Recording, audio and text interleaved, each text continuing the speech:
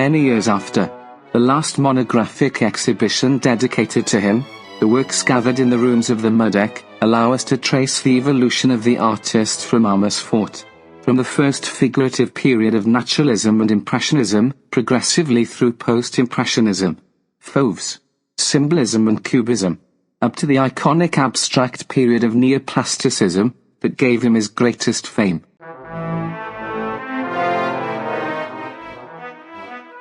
Here are 60 works, chosen among those by Mondrian, among the artists of the Hague School, and among the Stijl designers, and 2 works by Mondrian from the Museo del Novecento in Milan and a neoplastic painting from the National Museum of Serbia in Belgrade.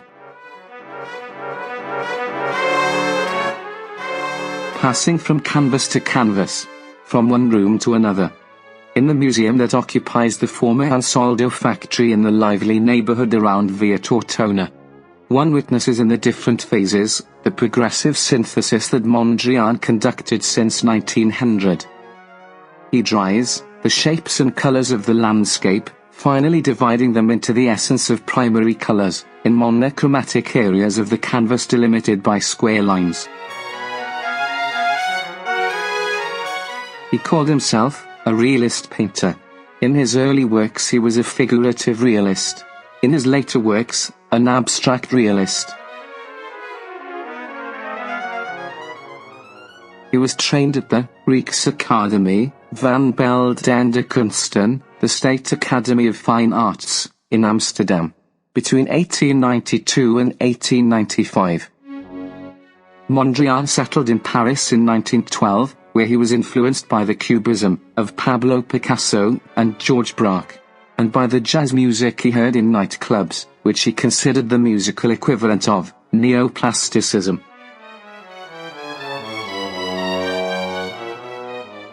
What makes it very important for this exhibition, it's not only the first time that we present Mondrian here in Milan, but it's also that we made a special concept for the exhibition.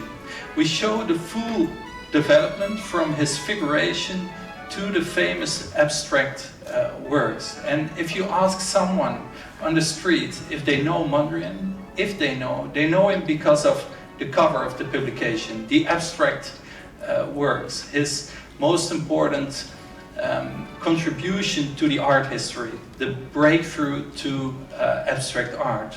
But seeing this exhibition, people will realize that innovation is always based on tradition. And that's what makes this exhibition so important here, because we do not only show his development from figuration to abstraction, we also show how it was rooted in the 19th century landscape paintings in the Netherlands. And the Hague School painters, the landscape painters, had their tradition already from the 17th century, from all the artists who traveled to Italy. And I think this makes the exhibition really important, and for us, very important that we can show it here in Italy because of this tradition.